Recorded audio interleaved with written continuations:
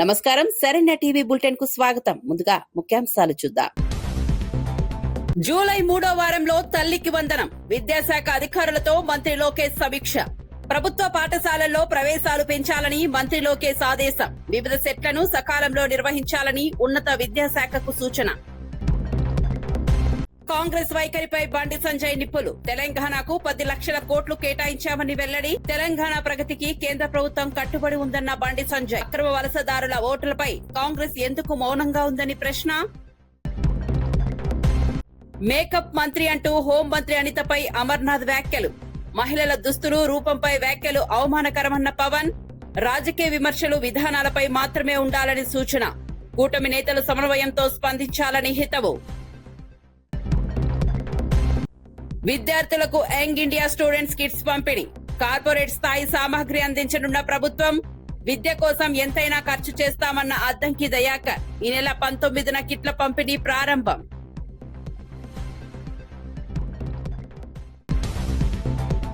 ఇక వార్త వివరాల్లోకి వెళ్తే, విద్యాశాఖ అధికారులతో నిర్వహించిన ఉన్నత స్థాయి సమీక్షలో మంత్రి నారా లోకేష్ కీలక ఆదేశాలు జారీ చేశారు. ప్రభుత్వ, ప్రైవేట్ పాఠశాలల్లో చదువుతున్న విద్యార్థుల తల్లులకు ఆర్థిక సాయం అందించే తల్లికి వందనం పథకాన్ని జూలై 3వ వారంలో అమలు చేసేందుకు సిద్ధంగా ఉండాలని సూచించారు. ప్రభుత్వ పాఠశాలల్లో విద్యార్థుల ప్రవేశాలను పెంచేందుకు ప్రత్యేక కార్యాచరణ చేపట్టాలని అధికారులను ఆదేశించారు. పాఠశాల విద్య నుంచి ఉన్నత విద్య వరకు అన్ని అంశాలపై సమీక్షించిన లోకేష్ వివిధ ప్రవేశ పరీక్షలు, సెట్లను సకాలంలో నిర్వహించాలని ఉన్నత విద్యాశాఖకు సూచించారు. విద్యార్థులకు నాణ్యమైన విద్య అందించడమే ప్రభుత్వ లక్ష్యమన్నారు. ఏపీకి ఎన్సీసీ స్టేట్ డైరెక్టరేట్ మంజూరు చేసిన కేంద్ర ప్రభుత్వానికి కృతజ్ఞతలు తెలిపారు. కేంద్ర సహాయ మంత్రి బండి సంజయ్ కాంగ్రెస్ పార్టీ వైఖరిపై తీవ్ర విమర్శలు చేశారు. తెలంగాణ అభివృద్ధిని అడ్డుకునే ప్రసక్తే లేదని, ప్రధాని నరేంద్ర మోదీ నేతృత్వంలో కేంద్ర ప్రభుత్వం రాష్ట్ర ప్రగతికి పూర్తిగా కట్టుబడి ఉందన్నారు. తెలంగాణకు కేంద్రం భారీగా నిధులు కేటాయించిందని వెల్లడించారు. అక్రమ వలసదారుల అంశంపై కాంగ్రెస్ ఎందుకు మౌనంగా ఉందని ప్రశ్నించారు. అక్రమ వలసదారులను స్థానిక ముస్లింలతో పోల్చడం ద్వారా కాంగ్రెస్ వారిని అవమానిస్తోందని ఆరోపించారు. రాష్ట్ర అభివృద్ధి కోసం కేంద్రం అన్ని విధాలుగా సహకరిస్తోందని స్పష్టం చేశారు. తెలంగాణలో డబుల్ ఇంజిన్ సర్కార్ వస్తే అభివృద్ధి మరింత వేగంగా జరుగుతుందని బండి సంజయ్ వ్యాఖ్యానించారు.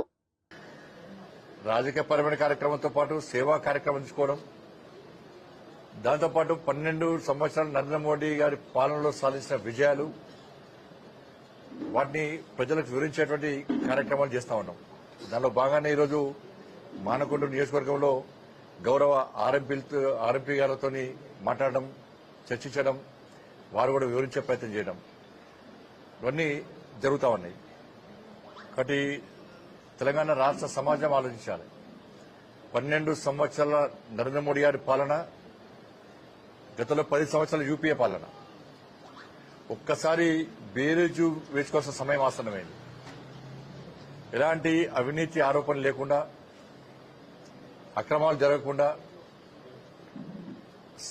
ఎన్ని దేశంలో ప్రపంచమంతా సంకటస్థితిలో ఉన్నప్పుడు కూడా, కరోనా మహమ్మారి సందర్భంలో కూడా, ప్రపంచమంతా అతలాకుతలమైన సందర్భంలో కూడా సంక్షేమ పథకాల అమలు విషయంలో కానీ, దేశ అభివృద్ధి విషయంలో కానీ ఎక్కడ వెనుకడుగు వేయకుండా ముందుకు సాగుతున్న ప్రభుత్వం ఎన్డీఏ ప్రభుత్వం. ఒక ముందు చూపుతోని 2047 వికసిత్ భారత్ లక్ష్యంగా ఇలా నరేంద్ర మోడీ గారు ఒక ప్రణాళికాబద్దంగా ఈ దేశాన్ని పాలిస్తున్న విషయాన్ని ప్రజలు గుర్తించాలి. తెలంగాణ రాష్ట్ర అభివృద్ధికి సహకరించడం, దాంతోపాటు కేంద్ర ప్రభుత్వ యొక్క సంక్షేమ పథకాలు అమలు చేయడం, ఇలా ప్రధానమంత్రి ఆవాస్ యోజన ద్వారా ఇల్లు ఇవ్వడం కానీ, గరీబ్ కళ్యాణ్ అనే యోజన ద్వారా రైస్ బియ్యం ఇవ్వడం కానీ, సడక్ యోజన కింద గ్రామాల్లో రోడ్లు కానీ, గ్రామీణ పథకం కింద రోడ్ల నిర్మాణం కానీ, జాతీయ రహదారుల నిర్మాణం కానీ, రైల్వేస్ కానీ, ఎయిర్వేస్ కానీ, గ్రామ పంచాయతీలకు నిధులు కానీ, కార్పొరేషన్ మున్సిపాలిటీ నిధులు కానీ, ఉజ్వల గ్యాస్ కానీ, 14th ఫైనాన్స్ 15th ఫైనాన్స్ నిధులు కానీ, అమృత్ నిధులు కానీ, ఇట్లా అనేక రకాల సంక్షేమ పథకాలను ఇవాళ నిరంతరం ఇవాళ కేంద్ర ప్రభుత్వం కొనసాగిస్తున్నది. ఇక్కడ ఆటంకాలు, అక్రమాలు, అవరోధాలు లేకుండా వాళ్ళ రైతుల విషయంలో కానీ ఉద్యోగుల విషయంలో కానీ యువత విషయంలో కానీ దాదాపు 12 లక్షల ఉద్యోగాలు ప్రధానమంత్రి రోజ్గార్ మేళా పేరుతోని సంవత్సరన్నర కాలంలో ప్రధానమంత్రి రోజ్గార్ మేళా పేరుతోని 12 లక్షల కేంద్ర ప్రభుత్వ ఉద్యోగాలు ఇచ్చిన ఘనత నరేంద్ర మోడీ గారి ప్రభుత్వాన్ని. 12 లక్షల ఉద్యోగాలు ఇచ్చినాం కేంద్ర ప్రభుత్వ ఉద్యోగాలు. గతంలో ఏ ప్రభుత్వం చేయలేదు. కిసాన్ సమ్మాన్ నిధితోని పంచన్గా 6 నెలలకు ఒకసారి అమౌంట్ పడతా ఉన్నది. ఇలా ఎంఎస్పీ 2014లో ఎంత ఉండే, ఇప్పుడు ఎంత ఉందో ఒకసారి అర్థం చేసుకోవాల్సిన అవసరం ఉన్నది. రైతు ఆదాయాన్ని రెట్టింపు చేయడమే లక్ష్యంగా మోడీ గారి ప్రభుత్వం ముందు పోతా ఉన్నది.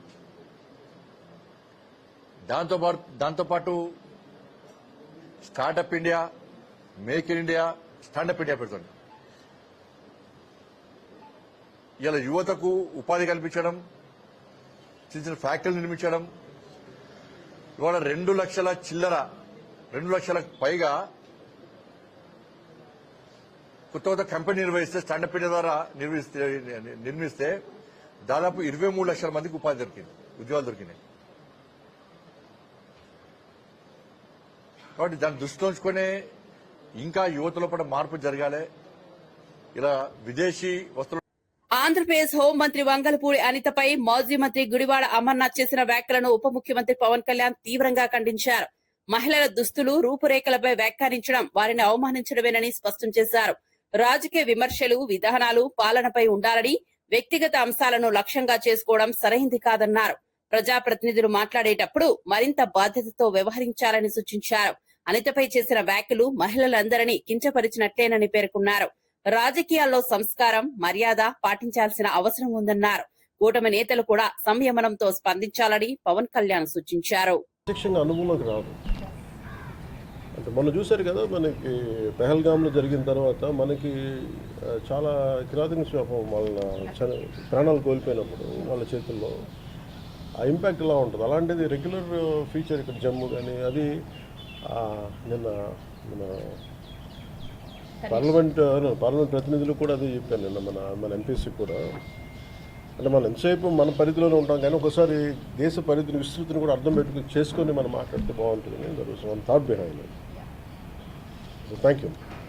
అంటే ఈరోజు నేను ఇక్కడ ప్రత్యేకించి వచ్చింది భూపేందర్ యాదవ్ గారికి, honourable minister for environment and forest and climate change.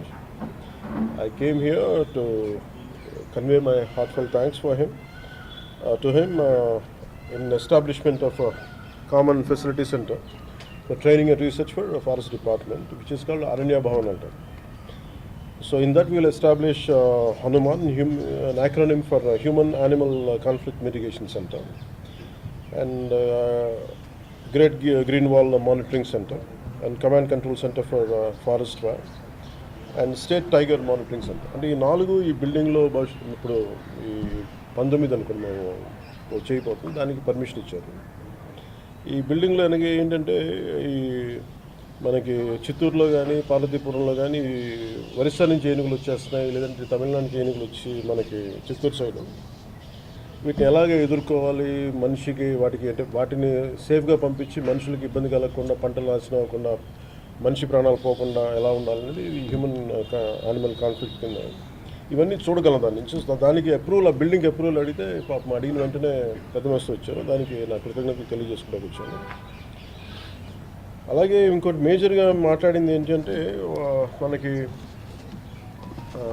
Srisailam, Nagarjuna Sagar Srisailam tiger reserve ఉంది. దాంట్లో ఒకటి మనకి ఆల్రెడీ 90 బేస్ క్యాంప్స్ ఉన్నాయి. అంటే టైగర్ మూవ్మెంట్కి ఇవన్నీ ఎలా ఉన్నాయని చూడడానికి. దాన్ని మేమేం అడిగామంటే ఒక 150 బేస్ క్యాంప్స్ పెంచుకోవాలి.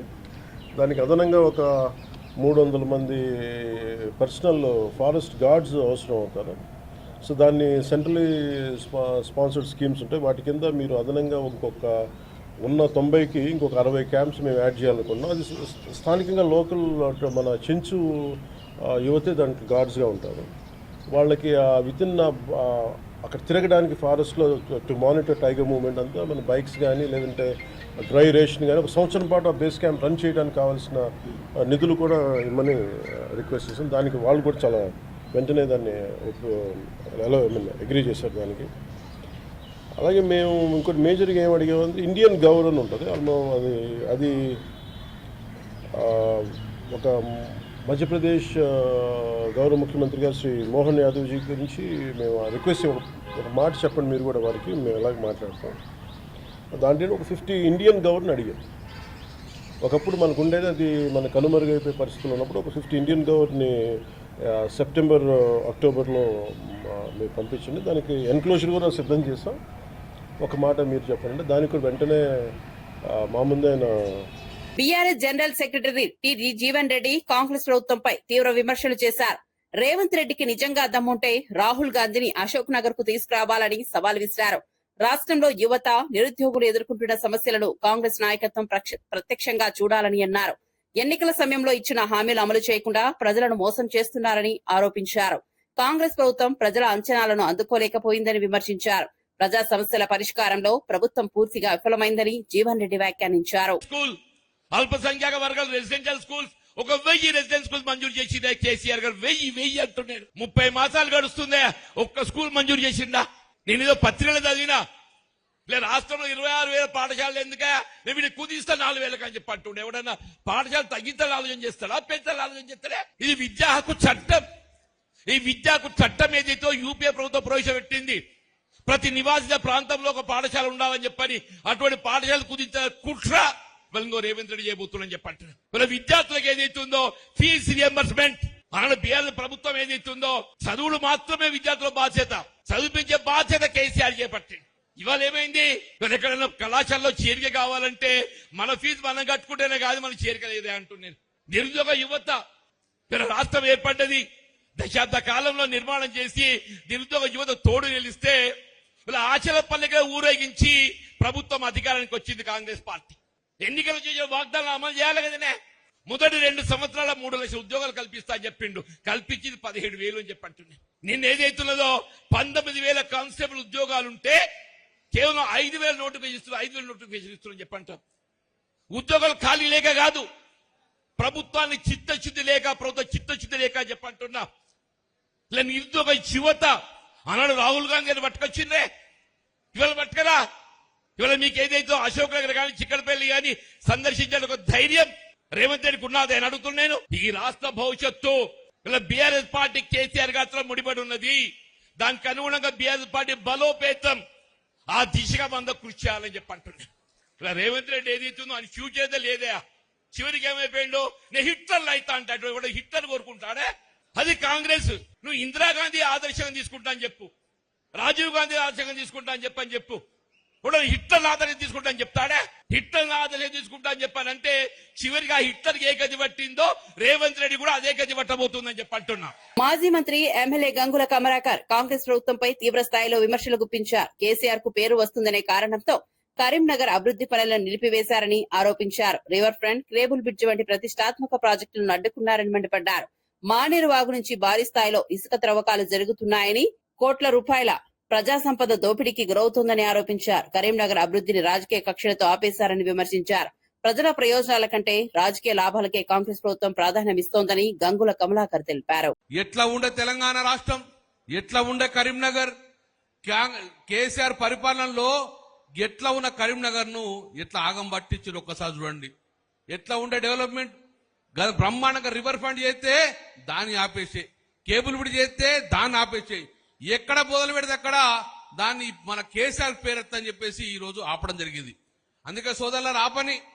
కానీ కాంగ్రెస్ పార్టీ ప్రజలు ఓట్లేసిండ్రు. దానికి చాలా కారణాలు ఉన్నాయి, ఎన్నో కారణాలు చెప్పి కాంగ్రెస్ పార్టీ ఓటేసిండ్రు. ఓటేసినందుకు మనసు పట్టినరా? తిమింగలం లెక్క గద్దలు లెక్క కోసుక తింటారు ఒక్కొక్కరిని. మొన్ననే చూసినాం, నేను హరీష్ అని వస్తున్నప్పుడు మానేరు వాగు నుంచి చూసుకొస్తాను. చూసినా బిడ్డ, గద్ద లెక్క వాలిపోయారు. ఎందుకోసం ఆ కాంట్రాక్ట్ ఇచ్చిండ్రు? మానేరు డ్యామ్ లో నీళ్లు నిల్వ పెరగాలని చెప్పేసి మట్టి తీసి నిల్వ వెళ్ళమని చెప్పిర్రు. కానీ మునుం పట్టిర్రు. అటు పోయినరు, అటు తీసుకుంటే వేరు. ఇటు మిటు మానేరు దాకా కాజీపూర్ దాకా మొత్తం కూడా వేల ప్రొక్లాన్ని పెట్టుకొని తీస్తాను. అంటే ఒక్క 2 నెలల లోపలనే కోట్ల రూపాయల విలువ గల మన ఉసుకనెత్తుకపోతాం వచ్చిండ్రు. అందుకే మా హరీష్ అన్న ఇప్పుడు మాట్లాడుతుండు, గద్ద లెక్క తనకపోతారు కాబట్టి ఈ సంపద కాపాడాల్సిన బాధ్యత మనది. సంపద కాపాడితే రేపు రాబోయే కాలంలో నీళ్లు ఆపి వ్యవసాయదారులకు అవసరం పడతాయి. కాబట్టి ఆ సంపద కాపేందుకు మళ్ళీ టీఆర్ఎస్ పార్టీ ముందుండాలి. అందుకే సోదరులారా ఒక్కటి మాత్రం చెప్పగలుగుతాను, రాముడు 14 సంవత్సరాలు వనవాసం చేసిండ్రు, రామరాజ్యం వచ్చింది. మనం 2 సంవత్సరాలు చేసినాం. ఒక 2 సంవత్సరాలు ఓపిక పట్టుండ్రి. ఈ 4-5 సంవత్సరాలు 2 సంవత్సరాల తర్వాత మళ్ళా బ్రహ్మాండ కేసీఆర్ గారు రామరాజ్యం వస్తుంది. ఒక్కసారి వచ్చినాక మళ్ళా 15 సంవత్సరాలు మళ్ళీ పార్టీని ప్రభుత్వాన్ని మనం కలుపుతాం. హైదరాబాద్ మెట్రో 2వ దశకు తాను అడ్డుపడుతున్నారన్న సీఎం రేవంత్ రెడ్డి ఆరోపణలను కేంద్ర మంత్రి కిషన్ రెడ్డి ఖండించారు. తనపై తప్పుడు ఆరోపణలు చేయడం సరికాదని మండిపడ్డారు. దేశంలోని ఇతర మెట్రో ప్రాజెక్టులను అందిస్తున్నట్లుగానే హైదరాబాద్ మెట్రోకు కూడా కేంద్రం సహకరిస్తోందని స్పష్టం చేశారు. సాంకేతిక, ఆర్థిక అంశాలపై రాష్ట్ర ప్రభుత్వం సహకరిస్తే ప్రాజెక్టులు వేగంగా ముందుకు సాగుతాయని అన్నారు. రాజకీయ ప్రయోజనాల కోసమే బురద జల్లే ప్రయత్నాలు చేయవద్దని సూచించారు. ఏ ప్రాజెక్టు కూడా వ్యక్తుల కారణంగా ఆగదని, విధి విధానాల ప్రకారమే నిర్ణయాలు జరుగుతాయని కిషన్ రెడ్డి వెల్లడించారు. కూడా వెళ్ళినప్పుడు కేంద్ర పట్టణాభివృద్ధి శాఖ మంత్రి స్వయంగా తెలియజేయడం జరిగింది. అదేవిధంగా మెట్రో ఫేజ్ 1 కూడా గతంలోనే భారత ప్రభుత్వం 1250 కోట్లు మెట్రో ఫేజ్ 1కి ఇవ్వడం జరిగింది. చివరకు మెట్రో ఫేజ్ 1 పూర్తయిన తర్వాత నరేంద్ర మోడీ గారు స్వయంగా హైదరాబాద్కు వచ్చి మెట్రో ఫేజ్ 1 ప్రారంభించిన విషయాన్ని కూడా ఈ సందర్భంగా మనం చేస్తా ఉన్నాం. దేశవ్యాప్తంగా అనేక మెట్రోలకు సెకండ్ ఫేజ్కు, థర్డ్ ఫేజ్కు ఏ రకంగానైతే కేంద్ర ప్రభుత్వం సహకారం అందిస్తుందో హైదరాబాద్ కూడా అదేవిధంగా మరి టెక్నికల్గా కానీ ఫైనాన్షియల్గా కానీ మరి చర్చించి రాష్ట్ర ప్రభుత్వాన్ని సహకరిస్తే తప్ప, ఇది తెలంగాణ కాబట్టి కిషన్ రెడ్డి గారు వద్దన్నారు కాబట్టి ప్రాజెక్టులు ఎక్కడ ఆగవు. ఇంత అనాలోచితంగా దుందుడుకు విధానంతో ముఖ్యమంత్రి మాట్లాడము ఏమాత్రం సమంజసం కాదు. తెలంగాణ అభివృద్ధి పట్ల మాకు చిత్తశుద్ధి ఉంది. మాకు ఎవరి సర్టిఫికెటు అవసరం లేదనే విషయాన్ని ఈ సందర్భంగా మనవి చేస్తున్నాను. నాకు కానీ కేంద్ర ప్రభుత్వానికి కానీ మోడీ గారికి కానీ రేవంత్ రెడ్డి సర్టిఫికెటో కాంగ్రెస్ సర్టిఫికెటో మాకు అవసరం లేదు. మేము రేవంత్ రెడ్డికి జవాబుదారీ కాదు, నేను తెలంగాణ ప్రజలకు జవాబుదారీ, తెలంగాణ అభివృద్ధికి జవాబుదారీ. ఆ రకంగా మోడీ గారు నాయకత్వంలో తెలంగాణ అభివృద్ధి కోసం గత 12 సంవత్సరాలుగా పనిచేశాము, ఇప్పుడు కూడా పనిచేస్తాము. తెలంగాణలో ఏదైతే హామీలు ఇచ్చామో హామీలన్నింటిని కూడా తూచా తప్పకుండా మేము అమలు చేస్తూ ఉన్నాము. అది జాతీయ రహదారుల అభివృద్ధి కావచ్చు, రైల్వేల అభివృద్ధి కావచ్చు, లేక ఇతర అనేక రకాల అభివృద్ధి కార్యక్రమాలు కూడా ఎప్పటికప్పుడు కేంద్ర ప్రభుత్వము ముందుకు తీసుకెళ్తా ఉందనే విషయాన్ని సందర్భంగా మనం చేస్తున్నాను. అంతేకాకుండా ఈరోజు ముఖ్యమంత్రి గారు నేనేదో మంత్రులను కలిసి నిధులు రాకుండా వాళ్ళకు ఒప్పించాననే విషయం చెప్పడం జరిగింది. ఆయన కొన్ని డేట్లు కూడా చెప్పారు. నేను చాలా స్పష్టంగా కలెక్టర్ గారిని అనేక సార్లు కలిశాను. కలిసిన ప్రతిసారి సోషల్ మీడియాలో పెట్టాను. సోషల్ మీడియాలో 2 డేట్లు తీసుకున్న నా సోషల్ మీడియా డేట్లు నాకే చెప్తున్నాయి. ఈరోజు ఒకటే మనం చేస్తా ఉన్నాను. మాజీ ఎమ్మెల్యే గొంగిడి సునీత తెలంగాణలో మహిళల భద్రతపై ఆందోళన వ్యక్తం చేశారు. రాష్ట్రంలో నేరాల సంఖ్య పెరుగుతోందని, ముఖ్యంగా పోక్సో కేసులు అధికారికంగా నమోదవుతున్నాయని పేర్కొన్నారు. దేశంలో నమోదవుతున్న కేసుల్లో తెలంగాణ వాటా ఎక్కువ ఉందని ఆరోపించారు. మహిళలు, చిన్నారుల భద్రత విషయంలో ప్రభుత్వం విఫలమైందని విమర్శించారు. శాంతి భద్రతలపై సమీక్షలు జరగడం లేదని, బాధితులకు న్యాయం చేయడంలో ప్రభుత్వం నిర్లక్ష్యంగా వ్యవహరిస్తోందని అన్నారు.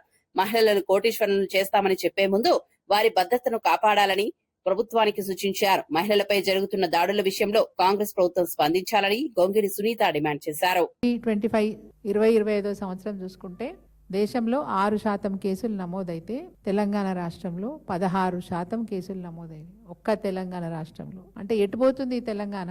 కేసీఆర్ గారు ముఖ్యమంత్రిగా ఉన్నప్పుడు ఈ రాష్ట్రం ఆర్థికంగా గొప్పగా అభివృద్ధి చెందింది.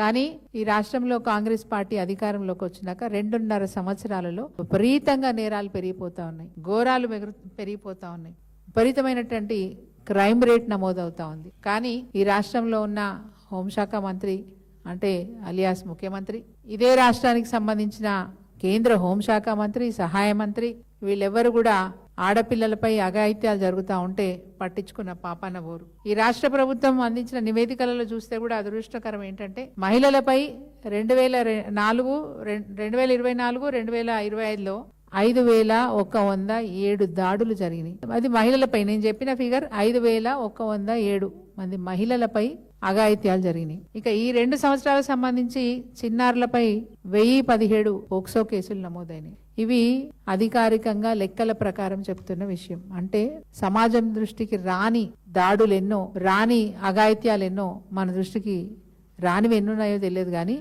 లీగల్గా అధికారికంగా మనకు వచ్చిన లెక్కలు చూసుకుంటేనే 1017 మంది చిన్నారుల మీద ఈ తెలంగాణ రాష్ట్రంలో దాడి జరిగిందంటే ఇంతకు మించిన అవమానం ఏమైనా ఉంటుందా అని అడుగుతుంది. ఇంత బాధ్యతారాహిత్యం.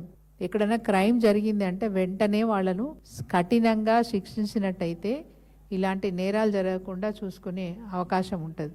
ఇది నేషనల్ క్రైమ్ రికార్డ్ బ్యూరో చెప్తున్న విషయం ఏంటంటే రాష్ట్రంలో విపరీతంగా క్రైమ్ రేట్ పెరిగిపోయిందని, వీటిని అరికట్టి సమీక్ష చేసే నాలుడే లేకపోయిండు మన రాష్ట్రంలో. మరి ప్రధానమంత్రి ఓ మాట చెప్తారు, ఇక్కడున్న ముఖ్యమంత్రి గారు ఒక మాట చెప్తారు.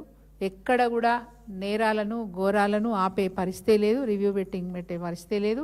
మరి ఇంకా విచిత్రం ఏంటంటే ఒక నేను ఊరు పేరు చెప్పదలుచుకోలేదు కానీ ఒక కాంగ్రెస్ సర్పంచ్ ఒక చిన్నారి పైన దాడి చేస్తే స్వయంగా పోలీసు వాళ్ళు అక్కడ కూర్చొని సెటిల్మెంట్ చేసినారు. ఎంత దుర్మార్గం చూడండి. సెటిల్మెంట్ చేసే స్థాయికి ఈరోజు మన పోలీస్ వ్యవస్థ దిగజారిపోయిందా, లేకపోతే హోంశాఖ పనిచేస్తుందా? ఈ రాష్ట్రంలో పనిచేస్తలేదా? ఒక సర్పంచ్ తప్పు చేస్తే కూడా సెటిల్మెంట్ చేసి అమ్మాయికి అన్యాయం చేసే పరిస్థితి, అట్లాంటి ఘోరమైన పరిస్థితి ఈ రాష్ట్రంలో దాపురించింది చెప్పాలంటే చాలా బాధపడతా ఉన్నాం. పాలు తాగే పిల్లల నుంచి మొదలు పెట్టుకుంటే ముసలమ్మ వరకు కూడా ఈ రాష్ట్రంలో రక్షణ లేని. విద్య కోసం ఎంతైనా ఖర్చు చేయడానికి రాష్ట్ర ప్రభుత్వం సిద్ధంగా ఉందని ప్రభుత్వ విప్ ఎమ్మెల్సీ అద్దంకి దయాకర్ తెలిపారు. విద్యార్థులందరికీ సమాన అవకాశాలు కల్పించేందుకు ప్రభుత్వం కట్టుబడి ఉందన్నారు. ఈ నేపథ్యంలో యంగ్ ఇండియా స్టూడెంట్స్ కిట్స్ పంపిణీ ఏర్పాట్లు పూర్తవుతాయని వెల్లడించారు. పేద విద్యార్థులకు కార్పొరేట్ స్థాయిలో అవసరమైన సామగ్రిని అందించడమే లక్ష్యమన్నారు. యూనిఫామ్లు, షూస్, విద్యా సామగ్రితో కూడిన కిట్లను ఈ నెల 19న ముఖ్యమంత్రి రేవంత్ రెడ్డి ప్రారంభించనున్నట్లు తెలిపారు. విద్యార్థుల భవిష్యత్తు కోసం ప్రభుత్వం ప్రత్యేక శ్రద్ధ తీసుకుంటోందని అద్దంకి దయాకర్ పేర్కొన్నారు. తెలంగాణ ప్రభుత్వం గౌరవ ముఖ్యమంత్రి రేవంత్ రెడ్డి గారు జూన్ 19వ తారీఖు నాడు యంగ్ ఇండియా స్టూడెంట్స్ కిట్ ను రాష్ట్రంలో ఉన్న 1 నుంచి డిగ్రీ వరకు చదివే విద్యార్థులందరికీ దాదాపు 27 లక్షల మందికి స్టూడెంట్ కిట్స్ ఇవ్వబోతున్నారు. ఎందుకంటే పేద తల్లిదండ్రులకు, తర్వాత కొంత ఆర్థిక ఇబ్బందులు ఉండే తల్లిదండ్రులకు చదివించడమే ఒక సమస్య అయితే ఈ రోజు కార్పొరేట్ వ్యవస్థలో ఎలాంటి సిస్టమ్స్ ఉన్నాయో మీరు చూస్తున్నారు. అదే కాకుండా ప్రభుత్వ స్కూళ్లలో కూడా చదివే విద్యార్థులు చాలా పేదరికంతో ఉంటారు. అయినప్పటికీ కూడా యూనిక్నెస్ లేదంటే ఒక యూనిఫామ్ను మెయింటైన్ చేస్తే అందరు విద్యార్థులు ఒకే తీరున కనిపించడానికి, మనమందరం ఒకటే అనే భావన రావడానికి కూడా ఉపయోగకరంగా ఉండే ఈ కిట్ మంచి నాణ్యమైన డ్రెస్లతో పాటు, బ్యాగ్తో పాటు స్పోర్ట్స్ కిట్స్ కూడా, అంటే క్రీడా రంగంలో విద్యార్థులకు ఉపయోగపడే విధంగా అందించాలని ఒక ప్రయత్నం చేస్తున్న పరిస్థితి. ఎందుకంటే ప్రతి చిన్నది కూడా తల్లిదండ్రులకు ఖర్చుగా భావించే రోజుల్లో ముఖ్యమంత్రి గారు ఈ నిర్ణయం తీసుకోవడం, ఇది విద్యార్థుల పట్ల, విద్య పట్ల ముఖ్యమంత్రి గారికి ఉండే కమిట్మెంట్ కి ఇది నిదర్శనం. ఈ విధంగా చేయడం వెనుక ఉద్దేశం కూడా రేపటి రోజున అన్ని స్కూళ్లు కూడా ఒకే విధంగా, మీరు చూస్తే ఆరుట్లలో తెలంగాణ పబ్లిక్ స్కూల్ మోడల్ కనుక చూస్తే అన్ని ప్రాంతాలలో అదే రకమైన విద్యను అందించడానికి, అందరికీ ఒకే రకంగా విద్యను అందించే ప్రయత్నంలో వారు చేస్తున్నదాన్ని మనం అందరం కూడా గర్వించాలి. ఎందుకంటే ఈరోజు చదువే ఆస్తిగా ఉన్న పరిస్థితుల్లో, విద్యనే ఈరోజు ఎంతో పెట్టుబడిగా ఉంటున్న పరిస్థితుల్లో విద్యకు ప్రాధాన్యత ఇవ్వాలని తెలంగాణ ప్రభుత్వం భావించడం, దాంట్లో విద్యాశాఖ మంత్రికి కూడా వారు ఉండడం వల్ల ఎలాంటి చేంజెస్, ఎలాంటి క్వాలిటీని పెంచితే విద్యారంగం తెలంగాణలో అభివృద్ధి చెందుదని ఇలాంటి ప్రయత్నాలు చేస్తున్నారు. మీరు చూస్తే యంగ్ ఇండియా స్కూల్స్ ఉన్నాయి, ఇప్పుడు దాదాపు 100కు పైచీలకు స్కూల్స్ ఈరోజు ఏర్పాటు చేయడం జరుగుతున్నది. అది దాదాపు 200 కోట్ల పైచీలకు. అక్కడ నాణ్యమైన విద్యనే కాదు, అంతర్జాతీయ స్థాయి ఇంటర్నేషనల్ స్టాండర్డ్స్తో దాన్ని చేయాలనే ఆలోచన తెలంగాణ పబ్లిక్ స్కూల్ ఆలోచన కానీ, తర్వాత ఇలాంటి విద్యార్థులకు ప్రోత్సాహకాలు ఇవ్వడం కానీ, ఇదంతా కూడా ఆలోచిస్తున్న పరిస్థితి. కాబట్టి విద్యార్థులందరూ దీన్ని సక్రమంగా వినియోగించుకోండి. విద్య కోసం ఎంతకైనా ఖర్చు చేయడానికి, వైద్యం కొరకు ఎంతైనా ఖర్చు చేయడానికి ముఖ్యమంత్రి గారు వెనుకడిగారు. కాబట్టి మంచిగా చదువుకోవడానికి విద్యార్థులకు ఇది ఉపయోగకరంగా ఉంటుంది. దీన్ని వినియోగించుకోవాలని ముఖ్యమంత్రి రేవంత్ రెడ్డి చేసిన వ్యాఖ్యలకు బీజేపీ ఎమ్మెల్యే రాకేష్ రెడ్డి ఘాటుగా స్పందించారు. జీహెచ్ఎంసీ ఎన్నికలను దృష్టిలో పెట్టుకుని కేంద్ర మంత్రి కిషన్ రెడ్డిపై సీఎం చౌకబారు విమర్శలు చేస్తున్నారని ఆరోపించారు. రాష్ట్రంలో పరిపాలన వైఫల్యాలను కప్పిపుచ్చుకోవడానికే కేంద్ర మంత్రులు బురద జల్లుతున్నారని విమర్శించారు. మెట్రో అంశాన్ని రాజకీయ లబ్ధి కోసం వాడుకుంటున్నారని మండిపడ్డారు. అభివృద్ధి పనుల్లో కేంద్రం పూర్తి సహకారం అందిస్తోందని స్పష్టం చేశారు. ప్రజలను తప్పుదోవ పట్టించే ప్రయత్నాలు మానుకోవాలని రాకేష్ రెడ్డి సూచించారు. పార్టీని ఏదో ఒక రకంగా ప్రజల్లోకి తీసుకెళ్లాలని ఈ మధ్యన కిషన్ రెడ్డి గారి మీద పడ్డాడు. చెప్పండి రేవంత్ రెడ్డితో ఏది కాదని చెప్పండి. ఏది కాదు నీతో పక్క రాష్ట్ర ముఖ్యమంత్రితో అపాయింట్మెంట్ దొరకదు. బ్యాంకులలో పోతే, ఢిల్లీకి పోతే చెప్పులు దొంగ అనుకుంటారు నిన్ను. మరి ఎందుకు ముఖ్యమంత్రి పదవి నీకు? నీతో నీ కాలేకపోతే, నీకు ఆ సత్తా లేకపోతే పదవి దిగు. ఆడలేక మధ్యలో మీద ఏడవటం.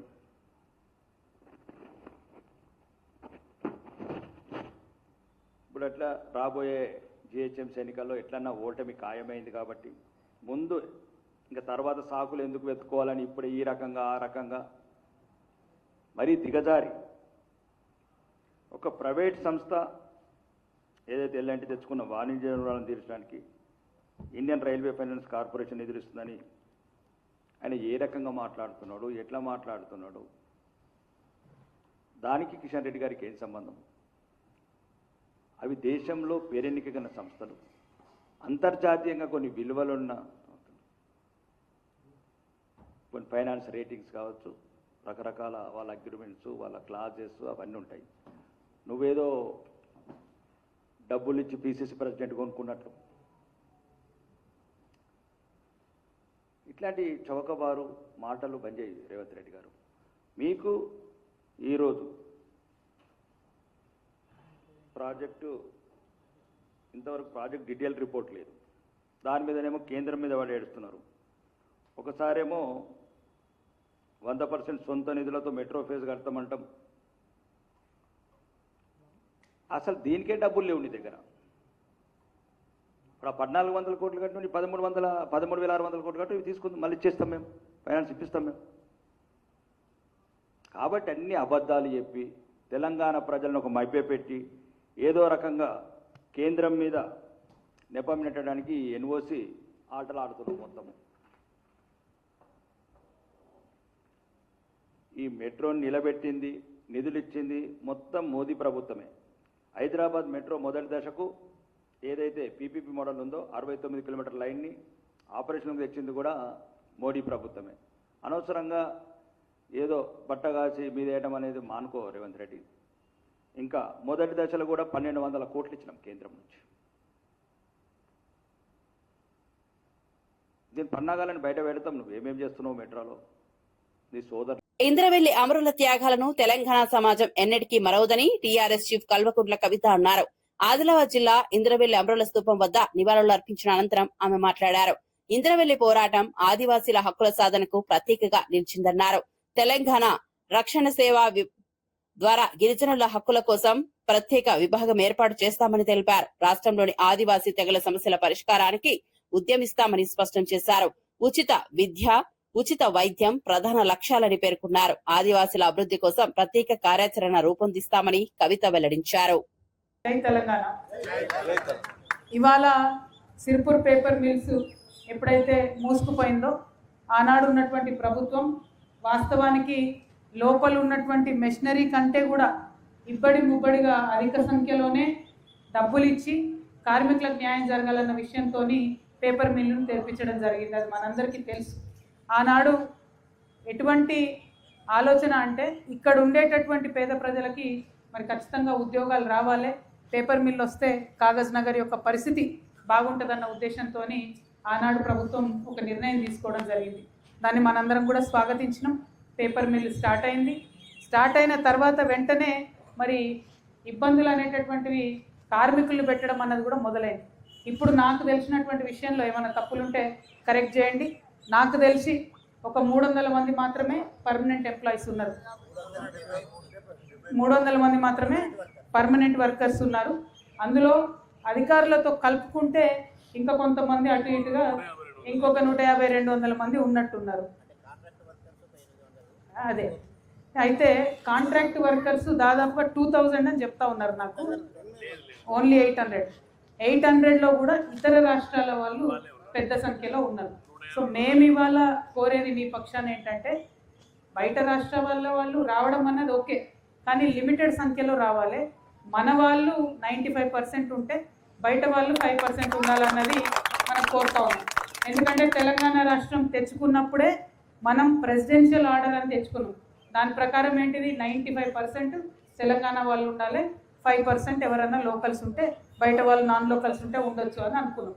దాంతోపాటు ఇంకొక అంశం, ఇవాళ లేబర్ చట్టాలను కంప్లీట్గా తుంగలో తొక్కుతూ బీజేపీ గవర్నమెంట్ 27 లేబర్ చట్టాలను కుదించి 4 లేబర్ కోడ్లు తీసుకొని వచ్చి దేశవ్యాప్తంగా అక్కడక్కడ అమలు చేస్తున్నామని చెప్పింది. కానీ తెలంగాణలో ఇంతవరకు మన ప్రభుత్వం, ఇప్పుడున్నటువంటి కాంగ్రెస్ ప్రభుత్వం జూలై 3వ వారంలో తల్లికి వందనం. విద్యాశాఖ అధికారులతో మంత్రి లోకేష్ సమీక్ష. ప్రభుత్వ పాఠశాలల్లో ప్రవేశాలు పెంచాలని మంత్రి లోకేష్ ఆదేశం. వివిధ సెట్లను సకాలంలో నిర్వహించాలని ఉన్నత విద్యాశాఖకు సూచన.